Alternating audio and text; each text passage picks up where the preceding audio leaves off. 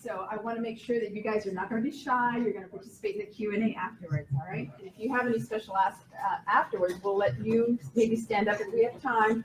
Tell us a little bit about the projects you're working on and how we can maybe help connect you with some of the people in our community. For those who are new, and also for your benefit, the 1 Million Cups program is a program of the Kauffman Foundation, an educational foundation in Kansas City. They started this a little over 5 years ago. Now we're in close to 200 cities across the United States. Every Wednesday from 9 to 10 a.m. over a cup of coffee, communities around the country now are hearing from their startups in their backyard and helping to build that community. Today we have Stacy Shannon. She's founder of GoKart. Stacy is coming to us from Launch Chapel Hill Accelerator, and I want to actually do a big shout out to Jim Wyman, one of our community members, made the introduction. Yay, thank you for listening to our request. Yay, Jim. He brought Stacy to our attention and said I think she'd be a great presenter for 1 Million Cups. So Stacy, welcome. We look forward to hearing the GoKart story.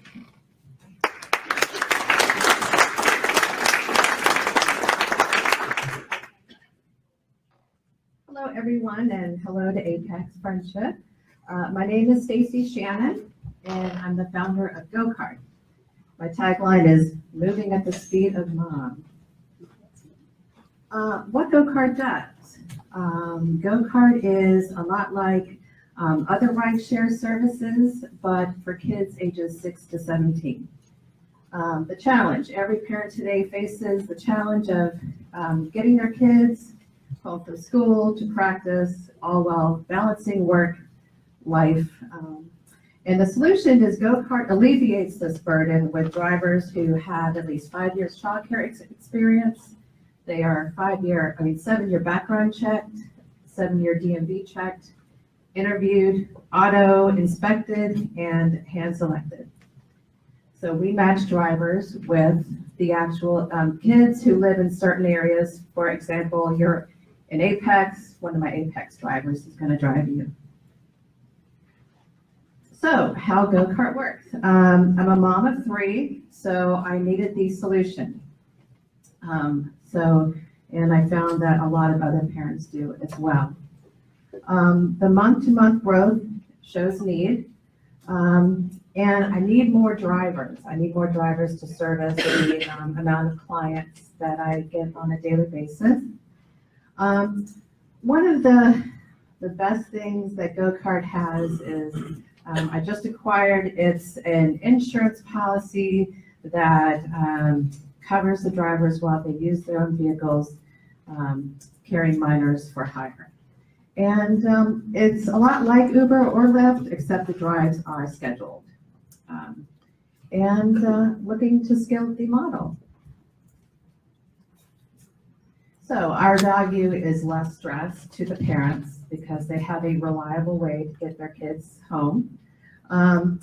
Market pains, market research showed that there was a definite need. Kids, you get to participate in all the things that you enjoy, getting to and from school, to tutoring, to sports. And there's a peace of mind. Parents are willing to pay, knowing that they have a reliable, safe driver. So, my number one ask is I'm looking for a co-founder. Right now, it's just me. I've been in business for 1 year, and I have a driver engagement manager. He's part-time. He was a recruiter for Lyft for 3 years, and so now he works for me, and he inspects the vehicles and does a sample drive with all the drivers. And but as a co-founder, someone who is excited about early stage startups, looking for their next opportunity, early stage organizational skills, playbook building, someone who has experience in scaling, hopefully in the service industry, and really seeing a vision. After hearing about my business, is their head spinning? Are they thinking about, yeah, I can see this in other markets? And someone who has experience in raising capital. So feel free to take a photo, but this is my contact information, my email, cell phone number, and my website. And just a little background, how the parents book the rides is that I don't have an app, but I have a web app platform. So they go to the website, and once they've created a account, they can go on to you click on the book a ride button, and Google Maps pulls up, and you're able to put the day, the time, the to, and the from, and you pay through PayPal. And so that's how the ride gets booked. So thanks for listening, and I'd love to hear any questions.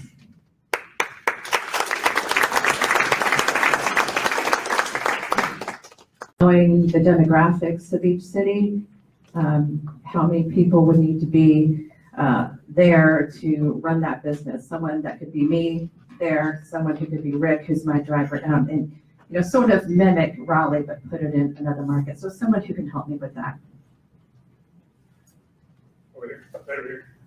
So being a teenager and being with my friends, we always have this problem where our parents can't drive us to where we want to go. And we've asked numerous times if we could use Uber and Go, but they don't trust it and they're scared of who's going to be driving us. And they're just not okay with the fact of us getting in a car with someone we don't know. What's different about your company? What's going to make our parents trust your drivers? Is there going to be a background check, or on your website, is there going to be a description of the driver? Or what's different? Sure. And it's yes to all those things. The drivers are, they're all moms and they're all dads. I have a few dads. They are 7-year background checked, federal down to multi-jurisdictional, DMV screened, they're interviewed.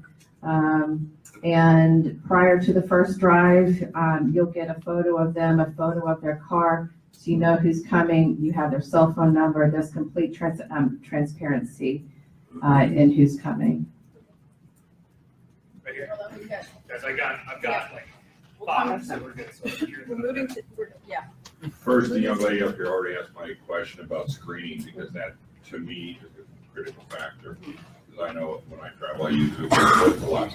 But what's your pricing now? How do you charge patients? Oh, sure. People? And that's a great question. Parents pay $15 for the first 5 miles and $1.25 per mile after. So it's strictly based on mileage. And then the drivers get 70% of that fare.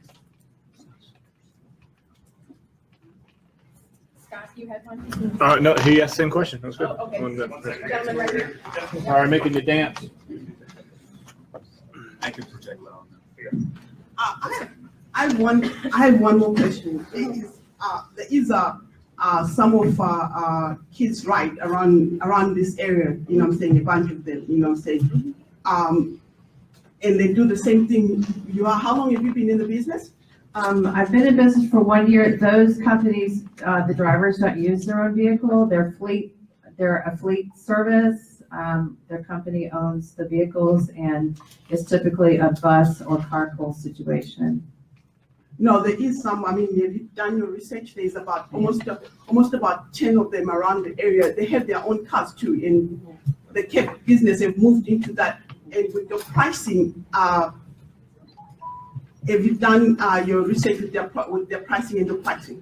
I have, and actually I went to a transportation sort of a symposium where we went to a school. We all had our table with our information, and it turns out I'm cheaper than some of them. So, and this is one-on-one service.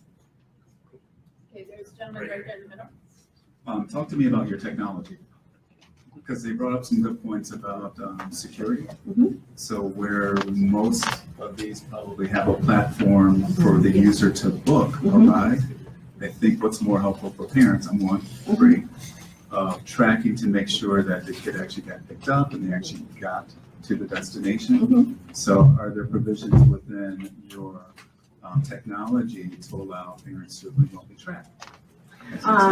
There is not at this time. The system that I'm using right now is what I started with. And so the drivers, manually text, Charlie was just dropped off, have a great day, or they were just picked up. So I'd like to have that automatic, but right now it's all manual. You'll have someone to talk to about that in about an hour. Okay. Is it over here, Foxville? Yeah. Here, and I'll come up here. Just an add-on. Just want to find out, are there going to be any response systems installed in the cars for the passenger, or just in case of emergency? Oh, sure. And that's one thing that, when I bring on someone who can help me raise money is because there are companies out there where you download an app and you mount your phone just like you would do with any other ride share service. And it has a camera, and routing system. So, that's something that I would love to have. Just a quick question. You are very confident, as in, because I babysit my cousins a lot, and they're 85. So in terms of getting them places, like, are you gonna be confident? Like, will the parent know the driver prior to the ride? Yes, always, because the child needs to know who they're looking for. Also, when the parent books the ride, even though they may drive them every day to book the ride, you have to put in a secret word. So even though they know who Susie is and she's got this car, the secret word is blue. So that's just another level of safety that they're with the right person. Because only the parent, the child, and the driver knows what that word is.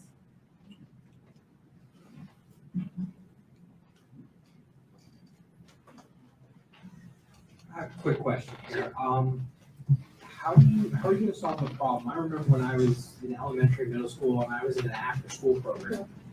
What kind of security or like the after-school program is gonna let an Uber driver pick up kids? They have enough problems as is with making sure one child is picked up by the right parent even, because sometimes only one parent has the right, let alone an Uber driver. Yeah, every school is completely different, and a lot of parents use me instead of after-school programs because they're old enough to be home. The parent just can't pick them up at 3:15 to bring them home. So a lot of times we're less expensive than if your child went to a YMCA after-school program. And so it's really up to the parent to say, hey, Stacy's picking up Marlo today. What do you need? Well, just a sign with their name on it, or we walk in and we check them out. A lot of times we have to show our ID, but the parent will let the school know that we're coming. Have you gotten permission from the school? Because like I pick up my cousins all the time from middle school, and it was a nightmare just getting me approved because I'm not an immediate family member. Yeah, I've never had trouble, and I know those cards. Those cards that you fill out when your child first starts school, you have to put the authorized names and their signature down. We sort of avoid that. So that's not a big problem. Okay, I have a question. Moving away from the logistics of rides and the rest, how are you marketing your company right now to the two different markets that you have? One, which is getting moms or drivers, and then also the moms that need kids picked up. So how are you differentiating your marketing right now? Yeah, so a double-sided market does have its challenges, but sometimes, I kill two birds with one stone. I'm looking for drivers, and I am on the Wake Forest community page on Facebook, and then I get some drivers from that. So a lot of Facebook. I've tried different marketing, but I feel that I get my most bang for my buck with Google. I find it's, my turnover rate for a user is someone who's actively searching for children's transportation. But as far as, getting people to know the company and the brand, Facebook is great. And I get most of my drivers from Facebook. I put on a Facebook jobs, board and stuff. So, yeah, and that's free, so that's good. You said you're kind of the major one in this market. What about a couple of the others? I did just a search Uber for kids. You get Hop Skip Drive, Zemcar. Have you talked to these other companies or collaborated, communicated, or just followed? Yeah, I'm glad that you brought them up. So Hop, Skip, Drive and Zoom, ZUM, they are both in California. And let's see, Hop, Skip, Drive has been through 2 rounds of fundraising and they've gotten about 4.9 million. And Zoom just got their second round of 5.5 million in August. But so that's California. There's one in Boston, but nothing that I know of that's here. I mean, there's children's transportation here, but it's, there are companies that just work with special needs, homeless, but they're all like owned by the company and the drivers don't use their own vehicles. If they're getting funding, maybe look at what they're up to. Yeah, and yes, I've studied them at length, so yeah, they're doing well. Okay, are you aware of the app Next Door Neighbor? Yes, that's how I got started. Okay, because that's what I was gonna say. I see all kinds of amazing things happening out there just through word of mouth. Such a great way. Yeah, most of my marketing is word of mouth. Oh, well, my neighbor uses you, or so-and-so, someone at school recommended you. So that's how I get a lot of clients. All right, I'm kind of like the guy in the back. Talk more about your business. When did you start? How is it ramped up? What's your revenue? Do you have funding to go forward? How many drivers do you have? What's really the business model? Are you specializing in pockets in the triangle? Are you trying to cover? I mean, talk more about the business and the functionality of the business.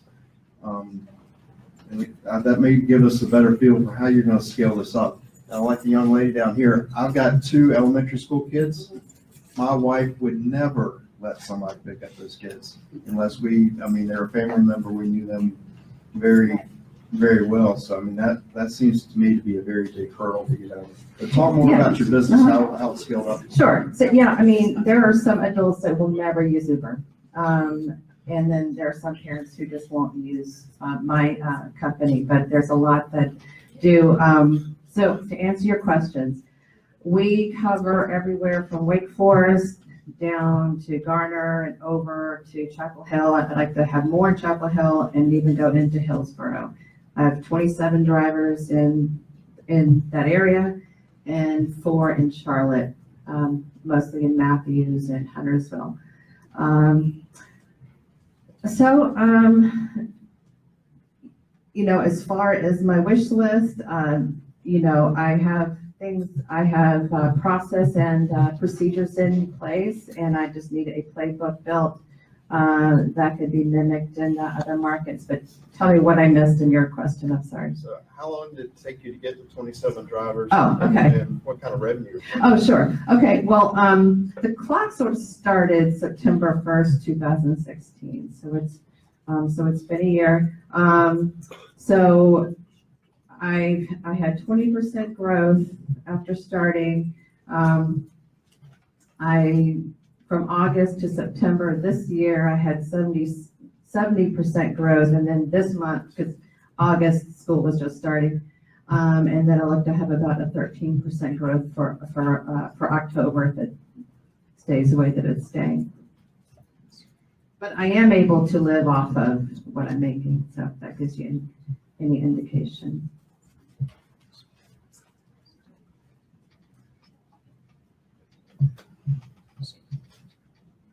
Going back to when you said that you were getting around signing all the papers for the drivers when they pick up the kids, I remember when I was in middle school, my school wouldn't allow my brother to drive me home without having a call to my parents telling them that he is a driver that I can use. So how are you getting around the paper signing? The parents are making that call, and then there are some schools that are allowing me to go into the bus lane, which is much shorter than the carpool line, where Reese's Transportation, CDL, and other transportation companies, along with the buses. So it's really up to the parents. Sometimes we need a carpool tag. Sometimes we can handwrite the carpool number on it, but it's the parent call saying, someone from GoKart, Susie from GoKart is picking up my son, and I'm giving them the authorization. What's the insurance policy with your drivers? What if an accident happens and the kids are in the car? Yeah, I have a hybrid, there's only 3 other companies in the country that has it. It's general liability, general professional. Also, it covers non-owned vehicles, carry minors for hire. So GoKart covers anything. Nothing has ever happened, but my insurance covers them. Okay, in the back.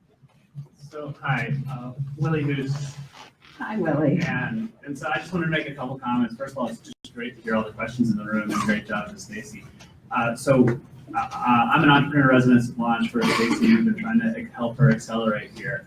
And I think those points that she has on the screen there of what her wish list is all these questions speak to all the challenges that she has of figuring all these out. I think she has the answers to those things in her head, and she kind of has a tiger by the tail here, right? That she stayed away from the marketing questions because on the new client, new people to drive around, because she needs drivers. She's got more business and she knows what to do with, and she needs help figuring out how to scale this, raise the money to really scale this to compete with that Hop Skip Goes raised $20 million. They're still in LA. They have aspirations to be everywhere, and Stacy's got a vision to do this bigger and better and differently than the way the others are doing it. She needs somebody to help her pull that vision together. So I just wanted to emphasize how impressed we are with the potential she's got, and if she gets the right team together, she can really run with this and go. Very nice of you to step in like that. Why didn't she explain that during her presentation instead of saying, I need somebody to help me?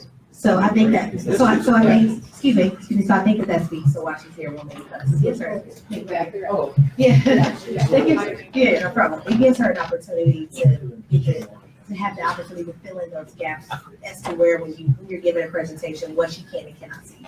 So from our perspective, just a small critique, when you're in your storytelling, just have to flow so people can follow you. And then therefore, some of those questions about your business model, people probably won't have as many questions to ask. So that's just the story part of it. And I think that when you get to this list right here, the people are more than willing to buy into that concept. So remember, every time you're doing that PowerPoint, this is a sell. This is a buy. You want people to be engaged in what you're trying to sell. And I think it's a great concept. You just don't want anybody to be confused about exactly what it is you are giving, offering, your differentiator, and what is your ask. So I think that's where where some of these questions are coming from about your business model and all that. right here. The gentleman in blue, right here, and then we'll work our way up. Have you talked to any superintendents in any of the areas that the local superintendents in like Wake County or even in Orange County about anything, and possibly went to any like local like school board meetings or PTA meetings or anything like that? That might be of value for you, just to build rapport with people before they want to hire one of your drivers as well. Yeah, there's a school in Cary, it's small, and we are going to be providing all their transportation soon. So I do have schools that are reaching out that want to have meetings. Just as Willie was saying, I'm backing off because I have more business than I have drivers. So drivers that's my number one ask. My number two ask is, anyone who has the childcare experience, can pass the 7-year background check, DMV check, who would like to make some extra money in their free time. She's been waiting. Okay, she's been waiting longest, and then we'll move forward. I was thinking about what you said about drivers. Just from my personal experience, I know there are a lot of moms that pick up their own kids from school, but there may be a little bit of a stigma attached to like working and picking up another person's kid, but they would probably love to do it if they could kind of do it on the slide. I wonder like how you could work with that, because I do know a few people that would probably love to Yeah, I mean, make some extra money on the side. Yeah, I mean, only the child paying and the parent would know that they were doing that, but yeah, that's, I hadn't thought of that, but you never know, that could be something. Okay, so for somebody, you were waiting, and then Daniel, and then we'll come to the section.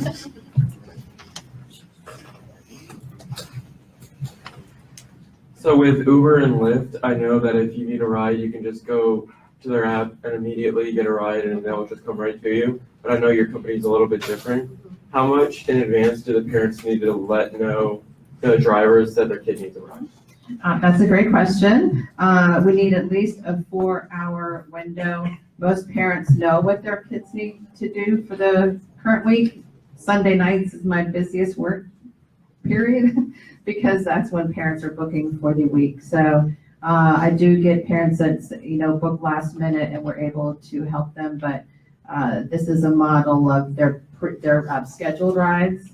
If I could triple my driver base, that window could be shorter. Talking about the scale of your business, do you mind to share like how many drivers you have? What kind of people are they? And the other thing is, normally for professionals to do this kind of job or any kind of job, they want longer hours, better pay. And but after school, often there are peak hours, and then the rest is just idle. And so how do you solve it? Sure.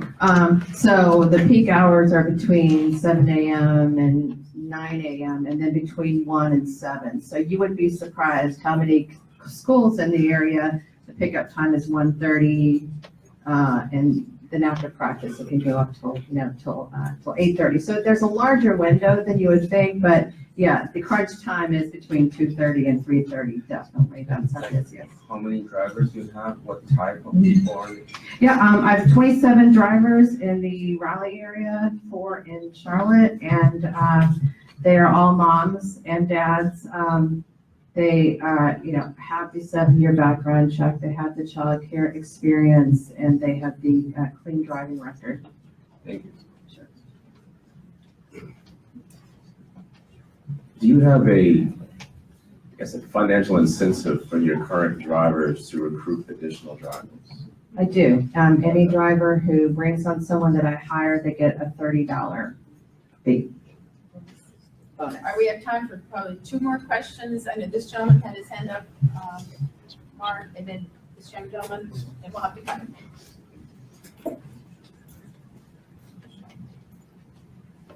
Thank you. Can you speak to the security designed into your operation? The concern being if somebody hacks into your website, mimics it, and impersonates you, how do you address that? Well, I do not take any credit card or financial information, and then it's built into the system, my certificate that keeps it safe through GoDaddy. Not quite this question. So I hack your website, okay? I'm operating your website and I'm a perp, okay? So I'm getting your customers and I'm going to do mean and nasty things to them. How do you protect against that? That I can't answer. Okay, hold on, we'll have to. I'm not a perp, by the way. I can answer that. She's built into somebody's platform. You know what I'm saying? That's not your platform. And that platform, just like what she said, GoDaddy and some of the stuff. And when you build in somebody's platform, it's much safer than doing it yourself. Because that's what she does in the kids. You know what I'm saying? But usually it's secure. You know what I'm saying? Yeah. Because she's built into somebody's platform. You know what I'm saying? Yeah. Okay, Mark, we need your question and then come back to this gentleman. And Have you also thought about actually expanding beyond the individual driving? I'm actually literally this morning in the process of looking for a couple of 15-person vans in Asheville area and a driver. Have you thought, can you go beyond just the individual cars and maybe take vans that your company rents or owns? And Yeah, I take it mean, further? that's sort of outside my what I'm planning on doing right now, I'm friends with Tasha's Transportation, and so she does the van and bus. She doesn't want to do the one-on-one, so we sort of trade people who want the van and then people who want the one-on-one rides. To rent that kind of van is expensive, and it's just not something I want to pursue at this time until it becomes more needed. All right, final question. All right. It's all yours. So if I recall properly, this is more of a website-based operation? Yes. Right. So what are your views on an app? Because I see a lot of potential with an app. You can market convenience to your target audience as well as security. For example, I have a tracker app that my mom made me download. Is it, I didn't download it for my voice. is it Family Map? It's Life 360. And she made me download this not because she doesn't trust me, but rather it makes her feel safe. And I feel like that's something you can really touch down on. Because you just hover over her phone and watch me go to Food Lion, and it makes her feel safe, and you can really, get a hold of the audience by mentioning safety and convenience, and that's, plus the whole hacking scenario, I think that could be resolved with an app because it's much more difficult to hack an app because it's on an iOS system, on an iPhone. Granted, you will be needing, programming skills, you could hire someone, so I just thought that was something I should bring up. Sure.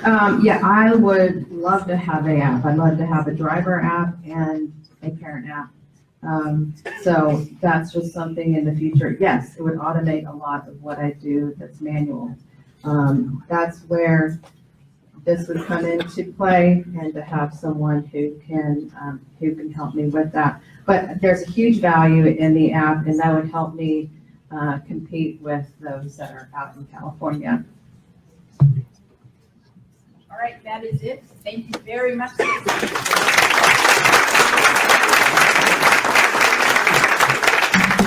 on timing for those of you, if you have additional questions or things you want to bring forward to Stacy, do you have time to stay afterwards? All right, so this can go on for as long as anybody needs after the fact. All right. All right, real quick, just do we have any community announcements? Anybody needs to know about?